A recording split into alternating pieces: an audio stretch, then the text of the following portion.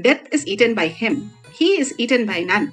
He manifests his highest powers, such as Ahima, Lahima, Mahima, Karima, all the Ashima Shakti. The Vayu, the wind energy, moves equally throughout his body. The juice of his body also increases. The nectar exuding from the eternal lotus also increases in him. Bhagavan Paramashiva has beautifully given us the sutra to understand the Ashtamaha Shakti. The more and more we are in the materialistic world, what we are experiencing, we are constantly deluding ourselves into more pain, more incompletion.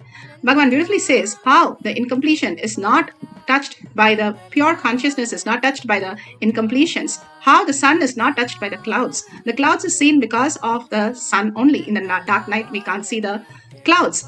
The very core, we are the consciousness which is manifested in us as reality, which is manifested into all these dimensions, all the experience that we are having. But constantly we are deluded into some identity that we are doing something.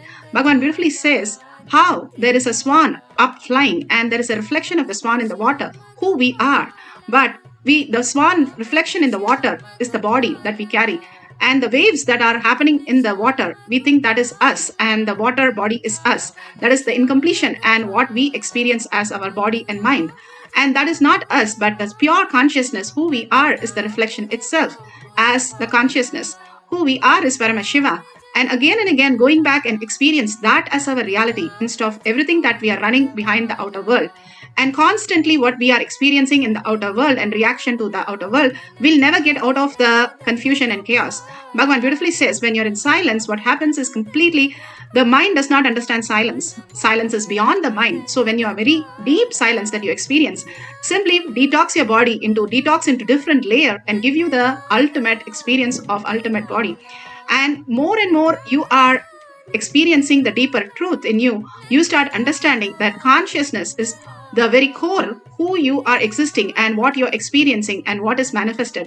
Beautifully, the Nataraja Abhishekam and Alankaram and the Arati. Today is the first day of the 6th Abhishekam that happens in the Nataraja temple.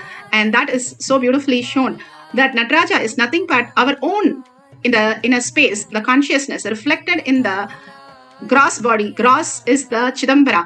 And beautifully Nandanar sings, "Oh mind, can't you see that your inner space, that is the reflection of you as Nataraja in the outer world, as Chidambara, as who you are as consciousness. Oh mind, can't you see this?" And that is the most beautiful space. When you are in that space, then he is eaten by none. And beautifully Nandanar or Manikavajkar just disappeared, went into the different dimension into Nataraja, and they just merged into Nataraja, understanding he is the formless of the form, and he is the form of the formless, that we are who we are in the core inside, and constantly remembering that Paramashiva, Nataraja, who we are, the core consciousness, Kalabhairava, and understanding that there's the very space which is manifesting in our whole reality, that what we are watching. And we understand there is no death. Death only brings us to the understanding that what we understand as the materialistic world doesn't even exist. Then what are we doing the whole life? And constantly deluded into that, which doesn't give us anything better than more and more chaos and confusion. But more and more we understand he is eaten by none, we start falling into the place of consciousness, pure space of consciousness. Beyond mind, there exists a space, and that is real. That is more real than the delusion we are going through. And more we reside in the Chidambara space, the Nataraja, the Paramashiva space, we are able to see even this reality constantly, which is deluding, which subsides, and we experience the eternal bliss, manifesting not only the inner space, but also all the auspiciousness, abundance, and bliss in the outer world.